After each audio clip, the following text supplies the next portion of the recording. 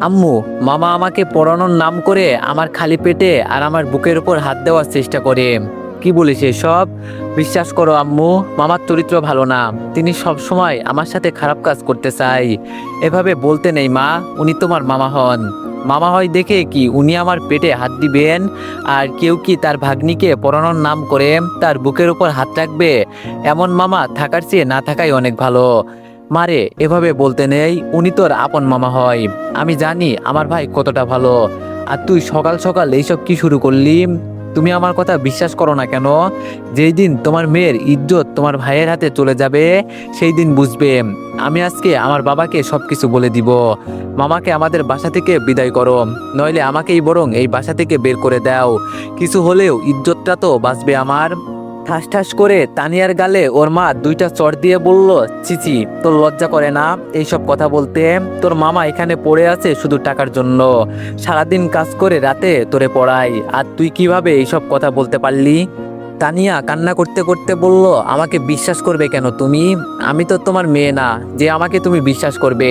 তুমি তো তোমার আদরের ভাইকে বিশ্বাস করবে। যেই দিন আমি বিষ খেয়ে আত্মহত্যা করব, তখন তুমি বুঝবে। এখন আমি শতবার বলার পরও বুঝবে না। তানিয়ার কথা শুনে ওর মা একটু ভয় পেয়ে গেল। মেয়েকে হাত ধরে সোফায় বসিয়ে বলল, তোর কি হয়েছে মা? সবকিছু আমাকে খুলে বল।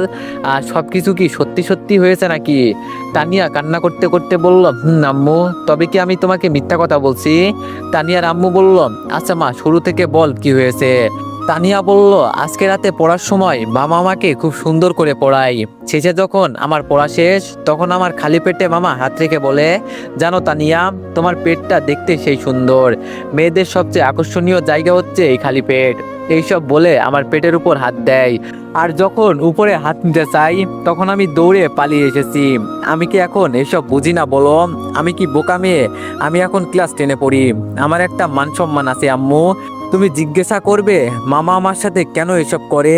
তানিয়া ওর মাকে জড়িয়ে ধরে কান্না করে এসব বলছে। তানিয়ার মা এক হাত দিয়ে জড়িয়ে ধরে বলল, কান্না করিস না মা, আমি সবকিছু দেখছি। সাবধান, তুই তোর বাবার কাছে এইসব কথা ভুলেও বলবি না, ঠিক আছে? তানিয়া বলল, কেন বলবো না? বাবা আমাকে অনেক ভালোবাসে। বাবাকে বললে এর একটা সমাধান করবে। তানিয়ার আম্মু বলল, আমি বলছি তো, আমি সবকিছু দেখে নিব। তোর বাবাকে কিছু বলতে হবে না। এই মুহূর্তে দরজা ঠেলে তানিয়ার বাবা ভিতরে ঢুকলো। তানিয়ার বাবা তানিয়াকে কান্না করতে দেখে বলল, আমার মেয়ের কি হয়েছে যার কারণে এভাবে কান্না করছে? তানিয়া চোখের পানি মুছে বলল, আম্মুকে বলছি ফুচকা খাবো, আম্মু ফুচকা এনে দেয় নাই, তাই উল্টো আমাকে মেরেছে, এজন্য কান্না করছি।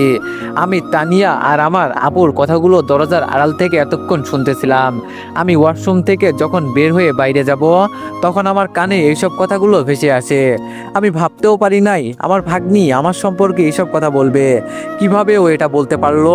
চিচি, কি বলে? আমি নাকি পড়ানোর নাম করে ওর পেটে হাত দেওয়ার চেষ্টা করি। এইসব কথা শুনতেই আমার ঘৃণা হচ্ছে।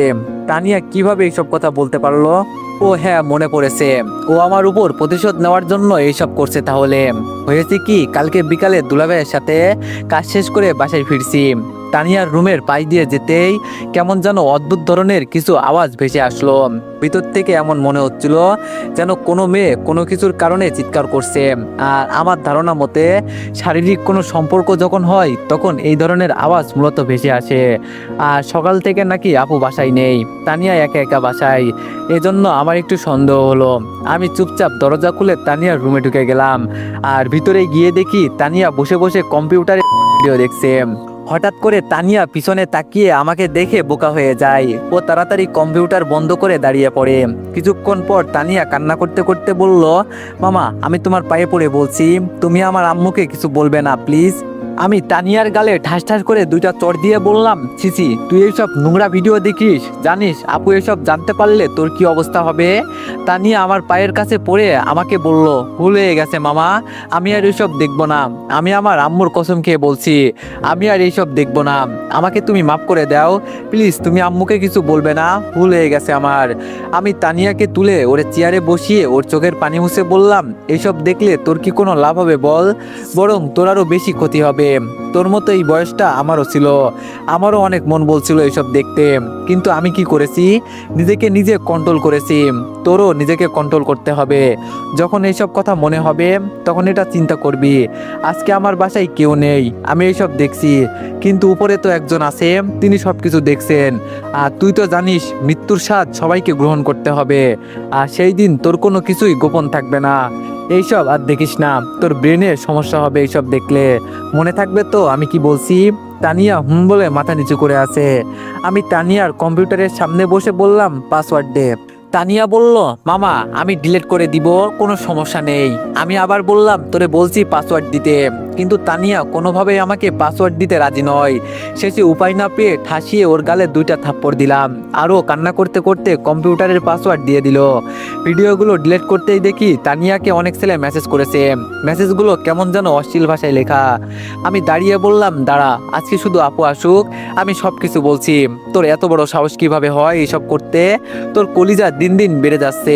ভাবছিলি কেউ কিছু বলছে না দেখে তুই এইসব করবি? দাঁড়া, আজকে শুধু আপু আসুক। এই কথা বলে আমি আমার রুমে চলে গেলাম। আজকে পরিশ্রমটা একটু বেশিই করে ফেলেছি, শরীর অতিরিক্ত দুর্বল হয়ে গেছে, এজন্য হাত মুখ ধুয়ে ঘুমিয়ে গেলাম। আর সকালে উঠতেই এইসব শুনলাম। আমি ভাবতেও পারি নাই তানিয়া বানিয়ে বানিয়ে আমার সম্পর্কে এতগুলো মিথ্যা কথা বলবে। রাতে কিছু খাই নাই, এজন্য শরীরে শক্তি কমে গেছে। কি করব এখন বুঝতে পারছি না। আপুর বাসায় 3 বছর ধরে পড়ে আছি। দুলাভাইয়ের সাথে দোকানে কাজ করি, বিনিময়ে আপু বাবাকে টাকা দেয়, কিন্তু কত করে দেয় আমাকে এসব বলে না। আমাকে শুধু মাস শেষে 500 টাকা দেয় হাত খরচের। গরিব ঘরে জন্ম নিয়েছি, কষ্ট তো করতেই হবে, এজন্য সবসময় মাথা নিচু করে চলি। বাবা একা সংসার সামলাতে পারে না, এজন্য আমি কাজ করি। তবে আজকে তানিয়া আমার সম্পর্কে এইসব কথা বলবে, আমি কখনো ভাবতেও পারি নাই। ওরে আমি কত ভালোবাসি আরও। তবে আমার আপু আমাকে অনেক ভালোবাসে। একটা কথা কি, আমি ওর ভাই আর তানিয়া ওর নিজের মেয়ে। হয়তো আমাকে কিছুদিন পর এই বাসা থেকে বের হতে হবে, নইলে চুপচাপ আমাকে পালিয়ে যেতে হবে, এছাড়া আর কোনো উপায় নেই। হঠাৎ আপু ডেকে বলল, কিরে রিফাত, বাইরে আই, রাতে কিছু খাস নাই? আমি আপুর ডাক শুনে দরজা দিয়ে বের হলাম।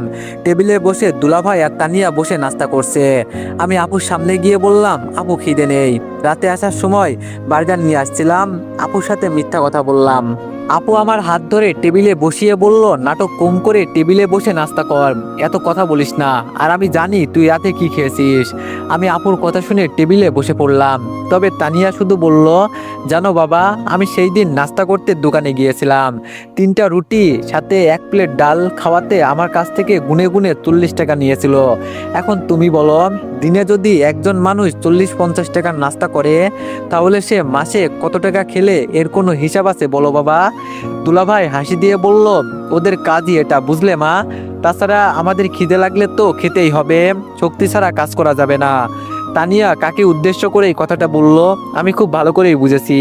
আমি চুপচাপ নাস্তা শেষ করে রুমে চলে যাচ্ছি, তখন পিছন থেকে আপু ডাক দিয়ে বলল, রিফাত এইদিকে আয় তো একটু। আপুর ডাক শুনে একটু ভয় পেয়ে গেলাম। সকালে তানিয়া যে কথাগুলো বলল, না জানি আপু আমাকে কি করে। তবে আপু আমাকে এজন্য বিশ্বাস করে। আপু জানে আমি কতটা একটা ভালো ছেলে। আমি আপুর সামনে গিয়ে বললাম, আপু বল কি করতে হবে। আপু আমার হাতে একটা লিস্ট দিয়ে বলল, যা বাজার করে নিয়ে আয়। তানিয়া টেবিল থেকে উঠে আপুর হাত থেকে টাকাগুলো নিয়ে বলল, দাও তো আম্মু টাকাগুলো আমাকে, আমি গুনে দেখি এখানে কত টাকা আছে।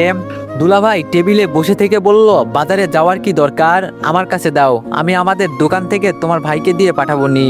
আপু বলল, তার আর কোনো দরকার নেই, রিফাত তোরে যেটা বললাম সেটা কর। তানিয়া আমার হাতে টাকাগুলো দিয়ে বলল, মামা এখানে 5,000 টাকা আছে, সবগুলো একদম নতুন নোট, সাবধান হিসাবে কোনো ভুল যেন না হয়। দুলাভাই বলল, আরে আম্মু, মামার সাথে কেউ এভাবে কথা বলে? উত্তরে তানিয়া বলল, কেউ যদি আমার সাথে বাজে ব্যবহার করে আমি এভাবেই কথা বলি, শুধু হাতে মেরে দেখাই নাই, এটাই ভাগ্য মনে করো। আম্মুর কারণে বেঁচে আছে, নইলে কোন দিনই ঘাড় ধাক্কা দিয়ে বের করে দিতাম। আপু তানিয়াকে ধমক দিয়ে বলল, তোরে এইসব কথা বলতে বলেছি আর কি সব উল্টাপাল্টা কথা বলিস তুই। রিফাত তুই বাজারে যা। আমি মাথা নিচু করে চুপচাপ বাইরে চলে গেলাম। আসলে এই মানুষ ঠিকই বলে, গরিব হয়ে জন্ম নেওয়াটা হয়তো পাপ, তবে আমি তো তানিয়াকে ভালো করতে চেষ্টা করছিলাম, কিন্তু ও যে আমার সাথে এইসব করবে আমি ভাবতেও পারি নাই। হঠাৎ ফোনটা টুংটুং করে বাজতে লাগলো। ফোনের স্ক্রিনে তানিয়ার বান্ধবী ঋতুর নাম্বারটা ভেসে আছে। এই মেয়ে আমাকে অনেক বিরক্ত করে।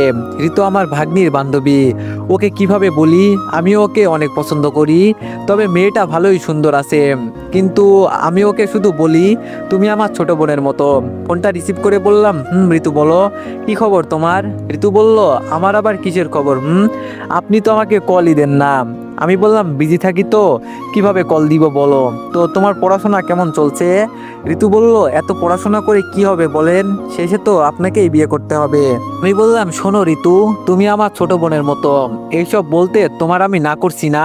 ঋতু বলল, আপনি বললেও আমি শুনবো না, আর আজকে কিন্তু আমি আপনাদের বাসায় আসছি। আপনি কোথায়? আমি বললাম, ফোন রাখো, আমার কাজ আছে, বাই। ঋতু বলল, আরে আরে শোনেন শোনেন।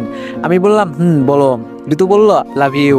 আমি বললাম, ধুর রাখো তো, উল্টাপাল্টা কথা আরেকবার বললে তোমার ফোন নাম্বার ব্লক করে দিব। কল কেটে দিয়ে চিন্তা করছি, আমি কি আরেকবার আমার ভাগ্নিকে বুঝিয়ে দেখবো নাকি? ও হয়তো ছোট মানুষ, ভুল তো হতেই পারে। দেখি আরেকবার বুঝিয়ে। আপুর লিস্ট অনুযায়ী সবগুলো বাজার করে বাসার দিকে রওনা দিলাম। কলিং বেল বাজাতেই আপু এসে দরজা খুলে দিল। আমি আপুর হাতে বাজারগুলো দিয়ে বললাম, আপু দুলাভাই কি দোকানে চলে গেছে? আপু বলল, মাত্র কিছুক্ষণ হলো গিয়েছে। আমি আপুর হাতে বাজারের লিস্ট সহ টাকাগুলো দিয়ে বললাম, সবকিছু একটু হিসাব করে নিস, আমাকে এখন দোকানে যেতে হবে। ভাইয়া ভালো আছেন? পিছনে তাকিয়ে দেখি তানিয়ার বান্ধবী ঋতু এসেছে। আমি বললাম, ভালো, তুমি ভালো আছো? ঋতু বলল, আমি আবার কিভাবে ভালো থাকি বলেন, আপনি তো আর আমার খোঁজ খবর নেন না। আমি বললাম, তোমার সাথে এত কথা বলার মতো সময় আমার নেই, আমাকে এখন দোকানে যেতে হবে, তুমি থাকো। ঋতু বলল, 5 মিনিট আপনার সাথে কিছু কথা ছিল। আমি বললাম, তাড়াতাড়ি বলো। ঋতু বলল, আপনার যদি করার এতই ইচ্ছে থাকে আমাকে বলতেন, আমি কি আপনাকে খুশি করতাম না? সারা রাত ভিডিও দেখে কি মজা পান, এর থেকে আমাকে বললে আমি আপনাকে অনেক খুশি করতাম। আমি তো সব সময় আপনার জন্য তৈরি আছি। আমি বললাম, এই মেয়ে তোমার মাথা খারাপ হয়ে গেছে, কি সব উল্টাপাল্টা কথা বলছো? ঠাসিয়ে কি গালের মাঝে 2টা চড় দিতে হবে? মাথাটা কি গেছে নাকি তোমার? ঋতু ঠোঁটে কামড় দিয়ে বলল, রুমে আসেন, খেলা দেখাই। আমি রাগে চোখ লাল করে বললাম, আর একবার যদি তুমি আমার সামনে পড়ো তাহলে তোমার খবর আছে। কেন মামা, ওকে তুমি কি করবে? মারবে নাকি তুমি?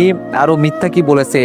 আপনি তো সারা রাত বসে বসে ভিডিও দেখেন, আমরা বললেই দোষ। আর ঋতু ভুল কি বলেছে? ও আপনাকে ভালো পথে আনতে চাই, আপনি তো দিন দিন খারাপ হয়ে যাচ্ছেন।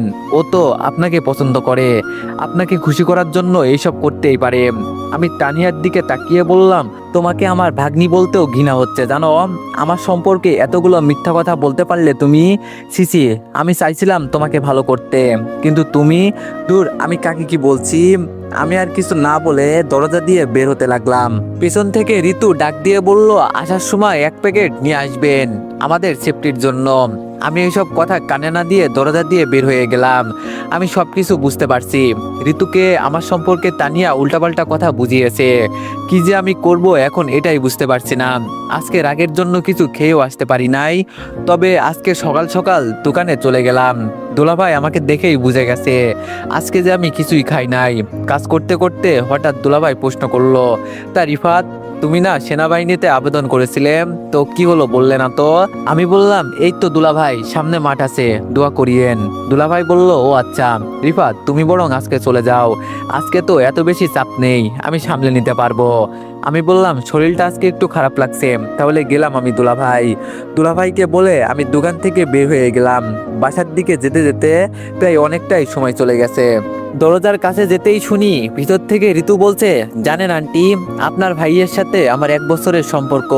এই 1 বছরে ওর সাথে এমন কোনো কাজ নাই যে আমি করি নাই। আপনার মনে আছে আন্টি, রিফাত বাড়ি যাবে বলে 2 দিন ছুটি নিয়েছিল, ও বাড়িতে যায় নাই, বরং আমাকে নিয়ে কক্সবাজারে ঘুরতে গিয়েছিল। আমি বলেছিলাম আমাদের বাচ্চা হলে সবাই আমাদের সুন্দর করে মেনে নিবে, কিন্তু ও আমাকে পিল খেতে বলে। দরজার বাইরে থেকে এই কথাগুলো শুনে আমি তো একদম বোকা হয়ে গেলাম। এইরকম একটা পিচ্চি মেয়ে এইসব কথা বলতে পারছে? সিসি, না না, অনেক হয়েছে, আর এইসব সহ্য করতে পারবো না। আমি দরজা ঢেলে ভিতরে চলে গেলাম। আমাকে দেখে ঋতু আর তানিয়া চোখ বড় বড় হয়ে গেল। ওরা হয়তো ভাবতেও পারে নাই আমি এত তাড়াতাড়ি বাসায় চলে আসবো। আপুর হাতে ফুচকাগুলো দিয়ে ঋতুকে বললাম, তোমার সাথে আমার 1 বছরের সম্পর্ক না? আমরা এক বিছানায় অনেকদিন ছিলাম না? আমি প্যান্ট থেকে বেল খুলে বললাম, তো এখন রুমে চলো, আজকে এখানেই রুম শেয়ার করব। ঋতু হাত ধরে বললাম চলো। আপু আমাকে চড় দিয়ে বলল, চিচি রিফাত, এটা কোন ধরনের বিয়াদুপি? আমি আপুকে বললাম, তুই চুপ থাক, আমিও আজকে দেখতে চাই এই মেয়ের কত বড় কলিজা হয়েছে যে আমার সাথে বাজে কাজ করতে চাই। আমার কথা শুনে ঋতু কান্না করতে লাগলো। এবার আমি ঋতুর হাত ছেড়ে দিয়ে বললাম, আমার সম্পর্কে এগুলো মিথ্যা বলার সাহস তোমাকে কে দিয়েছে? তোমার সাথে আমার 1 বছরের সম্পর্ক, কেন মিথ্যা কথা বললে? কি চাও তুমি আমার কাছে? এবার আপু বলল, ঋতু তাহলে এগুলো মিথ্যা কথা বলছো? আমি ঋতুকে ধমক দিয়ে বললাম, কি হলো বলো না কেন? তুমি সত্যি কথা বলছো নাকি মিথ্যা কথা বলছো? ঋতু ভয়ে ভয়ে বলেই দিল, আসলে আন্টি সরি, আমার ভুল হয়ে গেছে, আমি মিথ্যা কথা বলছিলাম। এবার আমি তানিয়ার দিকে চোখ ঘুরিয়ে তাকিয়ে বললাম, তোর সাহস হয়েছে খুব না? কিছু বলছি না দেখে তুই মাথায় উঠে নাচবি? আমি আপুর হাত ধরে তানিয়াকে নিয়ে আপুর রুমের কম্পিউটারের সামনে বসিয়ে পাসওয়ার্ড দিয়ে বললাম, মেসেঞ্জারে ঢুকে একটু চেক কর।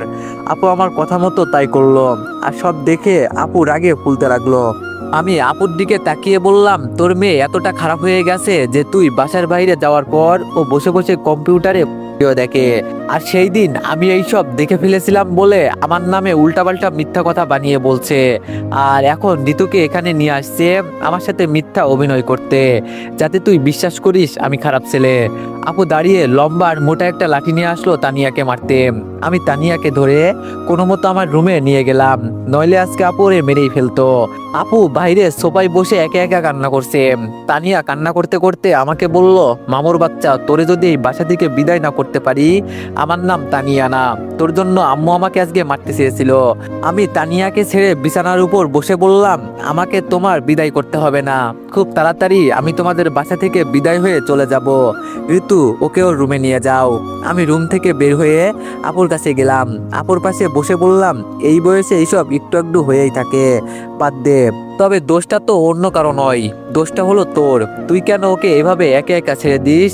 আজকে যদি ওর উপর একটু নজর রাখতি তাহলে আর এইসব হতো না। আমি তো তোরে সবসময় বলি, মেয়েটা হলো তোর, ওর ভালো মন্দ দেখার দায়িত্ব তোর, কিন্তু তুই তো আর আমার কথা শুনিস না। হঠাৎ ঋতু তানিয়াকে নিয়ে এসে আপুকে বলল, আন্টি আমি বরং তানিয়াকে আমার সাথে নিয়ে যাই। আমি ঋতুর দিকে তাকিয়ে বললাম, এই মেয়ে তুমি কোথা থেকে এসেছো? এখানে তোমার দরদ দেখাতে হবে না। আর তানিয়া তুই তোর রুমে যা, আর তুমি এখানে আসো। তানিয়া কান্না করতে করতে ওর রুমে চলে গেল। ঋতু আমার কাছে দাঁড়িয়ে বলল, আমি বাসায় চলে যাই ভাইয়া। আমি ঋতুর দিকে তাকিয়ে বললাম, আর যদি আমি তোমার আশেপাশে তানিয়াকে দেখি তাহলে তোমার খবর আছে। ঋতু কান্না করতে করতে বলল, আমার এখানে কোনো দোষ নাই ভাইয়া, আমাকে তানিয়া এসব করতে বলেছে। আপু দাঁড়িয়ে আমাকে বলল, তুই আমাদের মা মেয়ের মাঝে আসবি না একদম, আজ করে আমি খাইছি। আমি তাড়াতাড়ি দুলাভাইকে কল দিয়ে বললাম, আপনি তাড়াতাড়ি বাসায় আসেন, নইলে আপনি আর আপনার মেয়েকে ফেরত পাবেন না। আপু তানিয়ার রুমে গিয়ে দরজা লাগিয়ে দিল। আমি এখন ভালো করেই বুঝতে পারছি আজকে আপু কি করতে পারে। আমার আপু এভাবে ভালো ঠিকই, কিন্তু ওর রাগ হলে সবকিছু একদম ভেঙে তছনছ করে দেয়। এবার আমি ঋতুর দিকে তাকিয়ে বললাম, আজকে তুমি তোমার বান্ধবীর জন্য অপমানিত হলে না বলো? এমন বান্ধবী রেখে লাভ আছে বলো? ঋতু উল্টা রেগে গিয়ে বলল, ওই মিয়া আপনি কোনো কথা বলবেন না, আপনার জন্য আজকে এইসব হয়েছে, আপনাকে আমার দেখার আছে। আমি বললাম, ও মা তাই নাকি? তা কি করবে, আমাকে মারবে নাকি আমাকে বিয়ে করবে? ঋতু বলল, আপনাকে তো আমি ছাড়বো না। আমি ঋতুর হাত ধরে নিচে বসিয়ে বললাম, এখানে তো কেউ নেই, আগের কথাগুলো কি সত্যি করে দিব নাকি? হঠাৎ দুলাভাই ভিতরে ঢুকে আমার কাছে এসে বলল, কি হয়েছে রিফাত? আমি বললাম, আগে আপনি আপনার মেয়েকে বাঁচান, গিয়ে দেখেন আপু হয়তো তানিয়াকে মারছে। দুলাভাই দৌড়ে রুমের কাছে ছুটে গেল। আমি এবার ঋতুর দিকে তাকিয়ে দাঁত কামড়ে বললাম, দোকান থেকে কি প্যাকেট নিয়ে আসবো নাকি? না তার থেকে বরং চলো কক্সবাজারে যাই, ভালো আনন্দ করতে পারবো, কি বলো? ঋতু বলল, এটা কিন্তু আপনার এলাকা না, আমার সাথে পাঙ্গা নিবেন না, নইলে আপনার খুব খারাপ অবস্থা করে দিব। এখানকার চেয়ারম্যানের ছেলে কিন্তু আমার পিছনে ঘোরে। আমি বললাম, ওমা তাই নাকি? তোমার তাহলে এত পাওয়ার, আর আমি এটাই জানি না। আমি ঋতুর ঠোঁট ধরে আমার ঠোঁটে লাগিয়ে দিলাম, হালকা করে একটা কিস করলাম ওকে। কিছুক্ষণ পর ওকে ছেড়ে দিয়ে বললাম, আমি তোমার সাথে খারাপ কিছু করতে চাই নাই, কিন্তু তুমি আমাকে এমন কিছু করতে বাধ্য করলে, এখন যা পারো তাই করতে পারো, যাও। ঋতু কান্না করতে করতে বাইরে চলে গেল। মনে মনে বললাম, এই কাজটা কি আমি ঠিক করেছি? হয়তো না। হঠাৎ দেখি আমার ছোট বোন কল করেছে। আমি ফোনটা রিসিভ করতেই বললাম, আপু বলেন। আপু বলল, ভাইয়া আমি না একটা ভুল করে ফেলেছি। আমি বললাম, কি হয়েছে তাই বল। আপু বলল, আমি আজকে সকালে আম্মুর সাথে ঝগড়া করেছি, কিন্তু এখন আম্মু আমার সাথে কথা বলে না। আমি বললাম, কি নিয়ে ঝগড়া করলি? আপু বলল, আম্মু আমাকে বলে নাকি আমি বাবার মতো দেখতে কালো হয়েছি, আমাকে নাকি কোনো ছেলেই বিয়ে করবে না। আমি আমার ছোট বোনের মায়ের কথা শুনে হাসতে হাসতে বললাম, এই নিয়ে তোর আম্মুর সাথে ঝগড়া করতে হয়? কি যে বলবো তোরে আমি। ভাই বলল, তুই আমাকে নিয়ে মজা করছিস ভাইয়া। আমি বললাম, আচ্ছা সরি সরি আপু, আর বলবো না, হয়েছে? মাই বলল, হয়েছে। এখন আমার আপুর কাছে দে তো, আপুর সাথে কথা আছে। আমি বললাম, আপু এখানে নাই, ভিতরে আছে, পরে কল দিবনি। ভাই বলল, আচ্ছা তুই আসবি কবে? আমি বললাম, এই হয়তো সবকিছু ছেড়ে চলে আসতে হবে, মনে হয় এখানে বেশি দিন চাকরি করা যাবে না। ভাই বলল, ভাইয়া আম্মু আর বাবা মিলে মাঝে মধ্যে দেখি তোর বিয়ে নিয়ে আলোচনা করে। আমি বললাম, এত তাড়াতাড়ি বিয়ে করে আমি কি করব? ভাই বলল, এত তাড়াতাড়ি বিয়ে হচ্ছে বড় কথা এটা না, বড় কথা হলো আমাদের চাচাতো বোন আছে না, যে একবার ওই ছেলের সাথে ধরা খেয়ে বিদেশে চলে গেছে, শুনছি তার সাথেই নাকি তোর বিয়ে দিবে বলেছে। আমি বললাম, কি? সিসি, বাবা মা বললেই আমি কি ওই মেয়েকে বিয়ে করব বলে তোর মনে হয়? হঠাৎ দেখি দুলাভাই তানিয়াকে নিয়ে রুম থেকে বের হলো। তো এভরিওয়ান, নিউ গল্প কেমন হয়েছে সবাই একটু কমেন্টে জানাবেন। আর যদি গল্পটি ভালো লেগে থাকে তাইলে এই গল্পের নেক্সট পার্টের জন্য সবাই একটু বেশি বেশি লাইক আর কমেন্ট করে দিয়েন। ধন্যবাদ।